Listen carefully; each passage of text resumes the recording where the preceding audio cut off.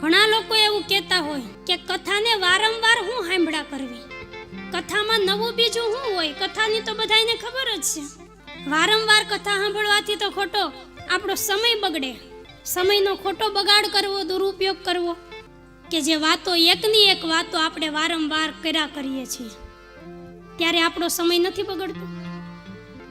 કથા એ માત્ર એકવાર નહીં પણ એને તો વારંવાર સાંભળો. અને કથા સાંભળવામાં કોઈ દિવસ આપણને ઠાક લાગવો જ ન જોઈએ. ભગવાનના ગુણો સાંભળતા આપણા કાને કોઈ દી ઠાકવા ન જોઈએ. જેમ સમુદ્રમાં નદીઓ ઠલવાય છે છતાંય સમુદ્ર ભરાતો નથી, એમ